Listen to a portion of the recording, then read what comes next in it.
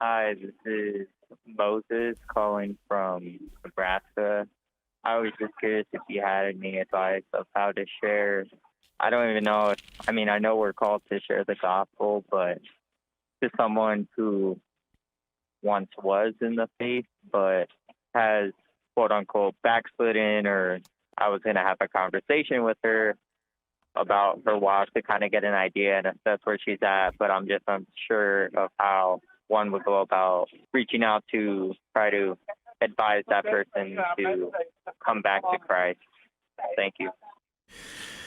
Yeah, Moses, I mean, I think it's wonderful that you're wanting to encourage, it sounds like a sister or someone who was once in the church to get back into the fellowship, who's walked away. I immediately was thinking about what James said in James chapter 5, my brothers, verse 19, if anyone among you wanders from the truth and someone brings him back, let him know that whoever brings back a sinner from his wandering will save his soul from death and will cover a multitude of sins. And so this was something that even in the earliest days of the church was happening.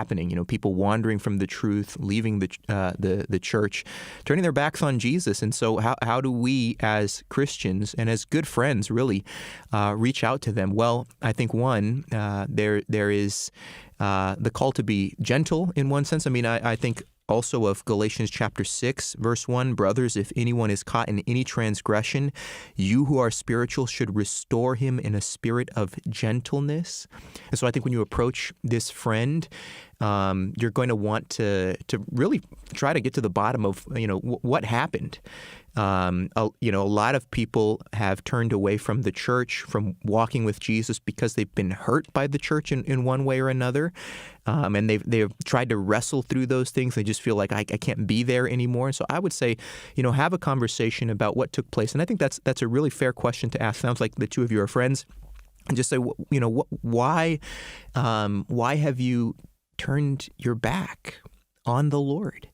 And then focusing on who Jesus is, his mercy, his goodness, his grace, even for those who wander, even for those who flee from him. I think of, the parable of the prodigal son. Remember the prodigal son, how he just basically left the father's house, went and indulged in sin, in terrible behavior, and when he came back, he was loaded down with guilt. And I think that's another thing.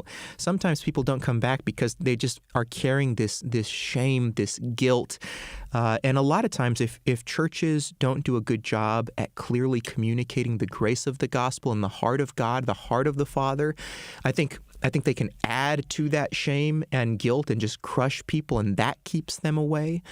And so I would say, understand your friend's story, what's going on, and then point your friend to the beauty of Jesus, to who he is, to his grace, to his mercy.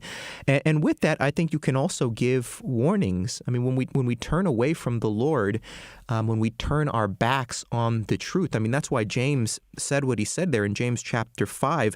Let him know that whoever brings back a sinner from his wandering will save his soul from death.